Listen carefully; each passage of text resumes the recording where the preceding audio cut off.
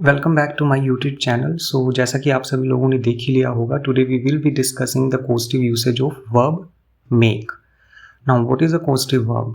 Even though मैंने आपको previous video में, अपनी लास्ट वीडियो में बताया था जब मैंने गेट कवर किया था, but for some of you और those of you who haven't watched that video, मैं एक बार फिर से आप लोगों को क्लैरिफाई कर देता हूँ कि जब कोई भी टास्क, कोई भी ऐसा काम जो आप खुद परफॉर्म ना करके किसी और इंसान से, दूसरे इंसान से परफॉर्म करवा रहे हो, तो जिन वर्ब्स की इस टाइम पे हमें ज़रूरत पड़ती है उनको हम कोस्टिव वर्ब्स बोलते हैं।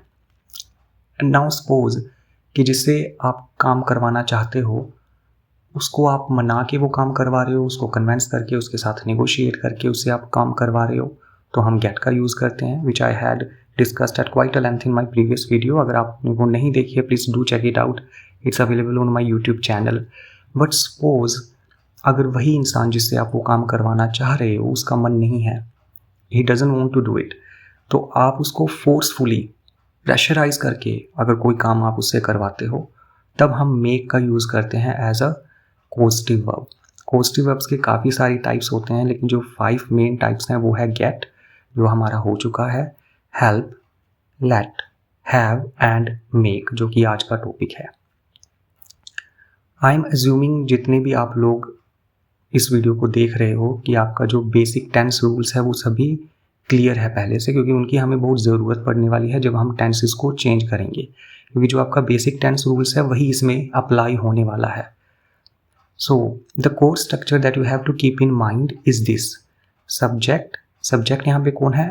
वो इंसान जो काम करवाएगा, plus make causative verb, plus object, object number 1 जिससे काम करवाया जाएगा, plus base verb, base verb means first form of verb, plus object 2, object 2 जिस पे काम किया जाएगा। नाउ बिफोर मूविंग फॉरवर्ड, आपको एक चीज़ जो ध्यान में रखनी है वो ये है कि जब कभी भी हम टेंस चेंज करेंगे, टेंस चेंज यानी कि अगर हम पास्ट में बात कर रहे हैं, फ्यूचर में बात कर रहे हैं, प्रेजेंट में बात कर रहे हैं, तो उसको दिखाने के लिए, उसको कन्वे करने के लिए कि आप किस टेंस में बात कर रहे हो, जितने भी चेंज आपको करने हैं वो ऑब्जेक्ट से पहले पहले करने हैं, विच मीन्स ऑब्जेक्ट 1 से पहले। जो आपकी बेस वर्ब है, कहने का मतलब है जो बेस वर्ब है जो ऑब्जेक्ट 1 के बाद आ रही है उसको आप नहीं टच करोगे, it's going to be fixed, it's unchanged basically, उसको आप किसी भी सूरत में चेंज नहीं करोगे, नो मैटर वॉट। भले ही आपका ऑब्जेक्ट प्लूरल है, सिंगुलर है, it doesn't make any difference. Okay, to understand it bit more clearly, let's take a look at one example. मैंने यहाँ पे जो एग्जाम्पल उठाया है वो है सिंपल पास्ट का। सिंपल पास्ट का जो टेंस का रूल है, आई होप आप सभी को वो आता हो। आई रोट एन एसे, बिल्कुल सिंपल ईजी सा सेंटेंस है जिसका मतलब है मैंने ऐसे लिखा। लेकिन वो टिफ अगर मैं बोलूँ कि मैंने खुद वो नहीं लिखा, मैंने अपनी बहन से लिखवाया, मेरा मन नहीं था या कुछ भी, मैंने अपनी बहन को जो है फोर्स किया कि वो मेरे बिहाफ पे उस ऐसे को लिखें, तब हम इस सेंटेंस को जो मैंने अर्लियर अभी आपको बेसिक स्ट्रक्चर दिया था उसमें कैसे फिट करेंगे? सब्जेक्ट क्या बन गया? आप, यानी आई। मेक, क्या यहाँ पे मेक रहेगा? नो। हम किसकी बात कर रहे हैं? सिंपल पास्ट टेंस की। तो कौन सी फॉर्म आएगी वर्ब की? Second, which is why I made. किससे हम काम करवा रहे हैं? अपनी सिस्टर से, माई सिस्टर। क्या काम करवा रहे हैं? लिखने का। सो राइट, और फर्स्ट फॉर्म राइट की राइट ही है, और किस चीज़ पे काम करवा रहे हैं? ऐसे पे। तो पूरा कंप्लीट सेंटेंस क्या बनेगा? I made my sister write an essay, मैंने अपनी बहन से ऐसे लिखवाया। ये आपका कोस्टिव वर्ब है।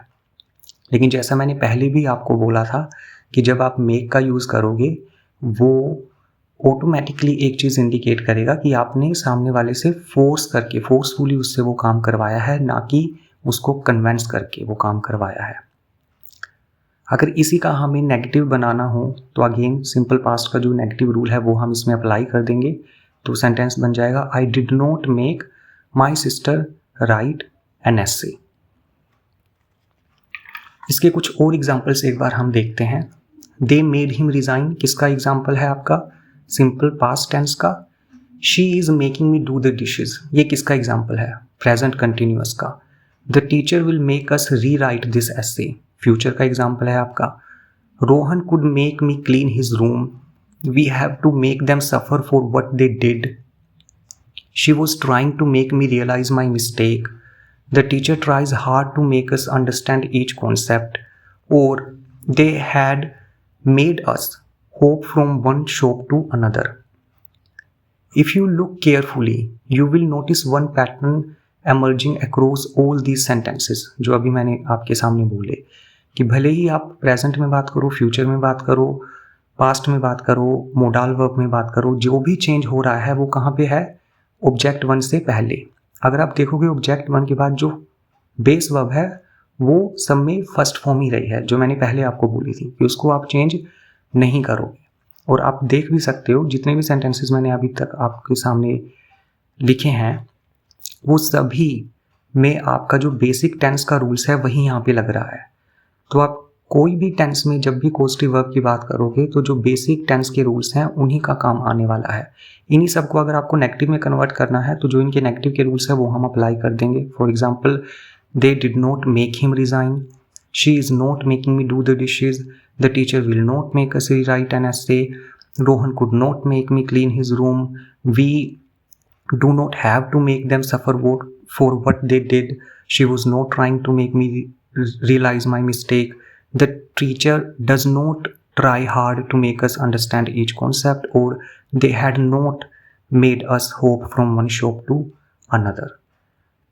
तो जैसा कि मैंने पहले बोला था, टेंस का जो बेसिक रूल्स है वो आपको ध्यान में रखना है. अभी एक चीज़ और, आप कई जगह पे ये टेंसेस बोलते हुए भी सुनते हो, लिखते हुए भी इनको आप देखोगे और हम डेली यूसेज में भी इनका यूज़ करते हैं. जैसे ही मेड मी क्राई कि उसने मुझे रुलाया, या शी मेड मी लाफ उसने मुझे हंसाया. तो क्या यहाँ पे मेक जो है अगेन फोर्स को इंडिकेट कर रहा है कि उसने आपको फोर्सफुली हंसाया या फोर्सफुली रुलाया, आपका मन नहीं था? तो आंसर है नो. मेक का यूज़ हम किसी की इमोशनल स्टेट को बताने के लिए भी करते हैं कि एक एक्शन हुआ, उस एक्शन के रिजल्ट में, रिस्पॉन्स में सामने वाले की क्या इमोशनल स्टेट हुई उसको इंडिकेट करने के लिए भी हम मेक का यूज़ करते हैं. जैसे आई मेड हिम क्राई, मैंने एक्शन कोई किया जिसकी वजह से उस पर रिजल्ट क्या आया उसकी इमोशनल स्टेट पे कि वो रोने लगा या रोने लगी. तो यहाँ पे मेक जो है प्रेशर को या फोर्स को इंडिकेट नहीं कर रहा है. अगर एक और एग्जांपल इसका मैं देखूँ, I watched a movie yesterday on Netflix and it made me cry a lot. Maybe the movie was so emotional. जो स्टोरी थी वो इतनी ज़्यादा मूविंग थी that I just could not contain myself and I had few tears that I dropped. तो इसके अलावा एक चीज़ जो आपको और ध्यान में रखनी है, एक और इम्पोर्टेंट डिस्टिंक्शन है जो आपको लिखा हुआ मिल सकता है, that he makes me embarrassed और दे मेड मी अशेम्ड. तो यहाँ पे आप देखोगे मी जो कि ऑब्जेक्ट वन है उसके बाद वर्ब की फर्स्ट फॉर्म नहीं आई है, ईडी वर्ब की थर्ड फॉर्म आई है. फर्स्ट ऑफ ऑल यहाँ पे जो थर्ड फॉर्म है ये आपका एक पास्ट पार्टिसिपल एडजेक्टिव है.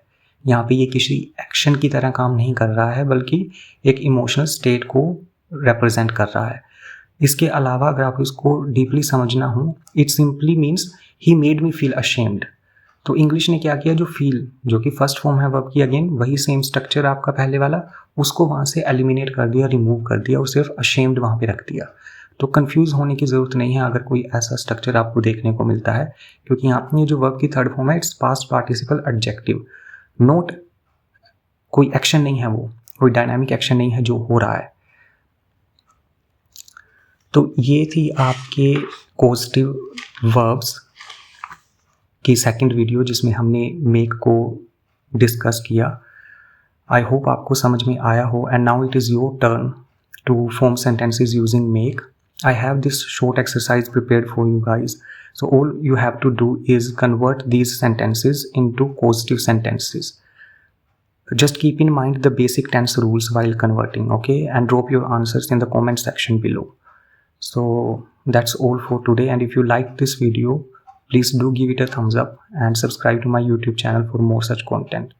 Thank you for watching. See you in the next video.